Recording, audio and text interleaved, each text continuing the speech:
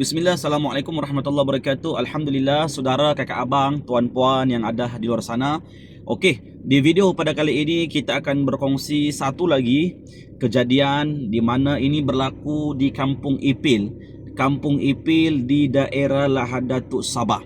Okey, ingat ya, ini berlaku di Kampung Ipil. Okey, lepas ni jangan lagi tanya di mana tempat, di mana lokasi, ya.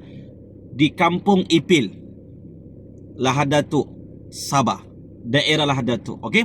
Okey, ini kejadian di mana kita langsung ke isi daripada cerita ni. Okey.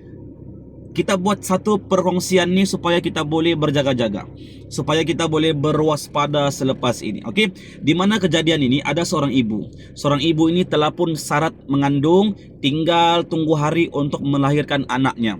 Tetapi pada masa itu, ya, pada malam hari sekitar dalam jam 12.30 malam lah, lebih kurang begitu, ada dua rumah dan mereka ni buat tandas di luar. Okey, buat tandas di luar. Jadi ada satu rumah dan rumah sebelah.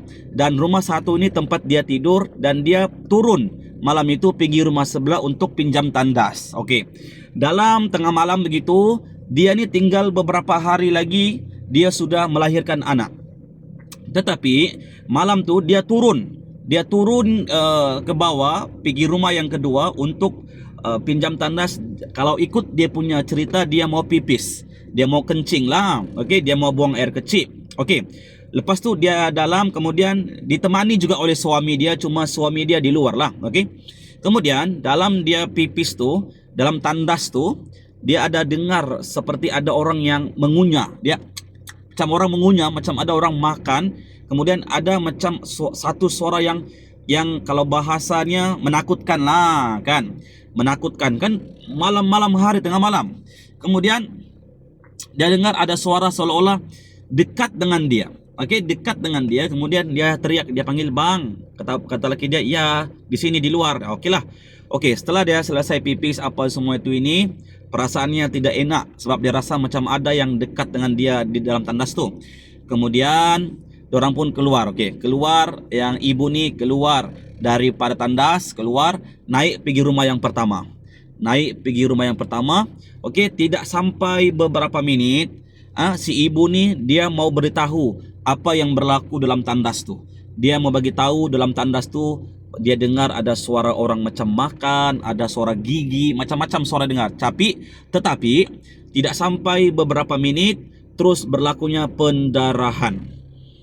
Terus berlaku pendarahan yang cukup hebat, deras, macam-macam. Jadi dorang pikir yang ibu ni sudah masanya mau melahirkan. Tapi dorang punya perasaan berdua-dua.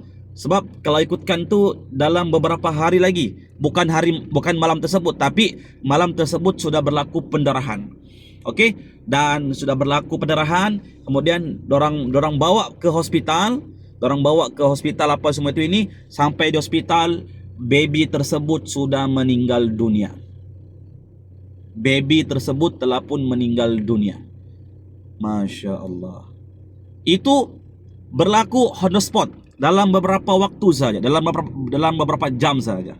Setelah dia kencing, dia dengar ada suara-suara yang menakutkan. Kemudian dia naik pergi rumahnya atas. Dia baru mau bercerita, baru mau kongsi apa yang berlaku. Terus berlaku pendarahan, bawa ke hospital, baby sudah meninggal. Di sini leher baby ini biru, okey? Leher baby ini biru, mulut baby itu biru, semua apa? Baby itu laki-laki.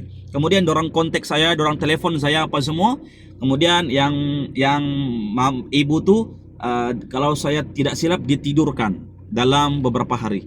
Ditidurkan, kemudian baby tu dorang mau ambil kepastian, dorang jumpa dengan saya, dorang bawa baby tu. Saya tengok baby tu memang sudah lama meninggal. Saya pegang baby tu, cuma ada sedikit yang bikin saya hairan. Masa saya gendong baby itu memang sudah keras, memang sudah meninggal. Sekali saya bilang sama keluarganya, minta maaf, saya bilang baby ini telah pun meninggal dunia, jadi kamu usaha untuk urus dan kebumikan. Kemudian saya pas dengan makcik dia, dengan makcik baby itu kencing.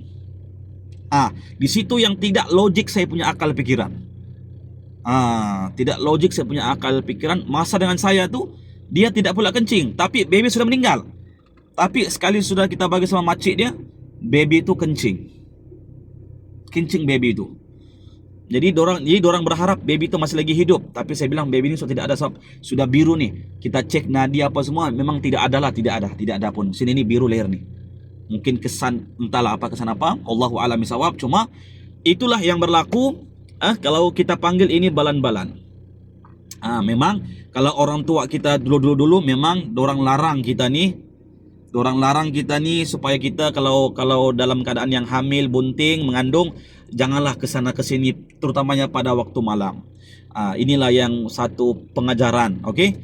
Jadi akhirnya yang meninggal baby itu anak keempat. Jadi yang ibu tu ditidurkan, selang beberapa hari dia dibangunkan, dia cari mana babynya, dia tidak tahu pun yang babynya sudah meninggal dan sudah pun dikebumikan. Setelah dia tahu babynya meninggal, dia menangis murung sehinggalah dia lumpuh dan macam-macamlah kejadian. Ini kejadian di Lahad Datuk ya guys.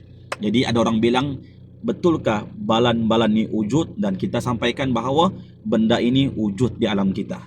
Ini salah satunya ilmu hitam. Ilmu hitam yang dimana ilmu hitam ini berjalan mencari mangsanya untuk meneruskan ilmu perguruan mereka. Dan itulah yang berlaku di Lahad Datuk. Ini bukan di luar, ini di Lahad Datuk di Kampung Ipil.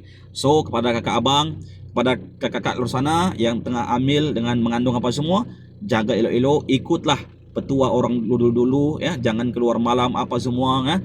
Kalaupun keluar malam ditemani oleh keluarga, suami apapun, ataupun bacalah doa apapun lah, doa-doa pelindung supaya tidak mudah diganggu oleh makhluk-makhluk, terutamanya balan-balan lah ini kan. Balan-balan, perakang apa semua. Jadi itu saja perkongsian kita. Kita kena waspada. Ingat semuanya berlaku atas izin Allah. Tanpa izin Allah semua ini pun tidak akan berlaku ya. Ingat senantiasa waspada dan selalulah berzikir, baca Quran, selawat. Mudah-mudahan kita semuanya dijaga, dilindungi oleh Allah Subhanahu wa taala insya Allah. Sampai berjumpa lagi insya Allah. Assalamualaikum warahmatullahi taala wabarakatuh. Masya Allah.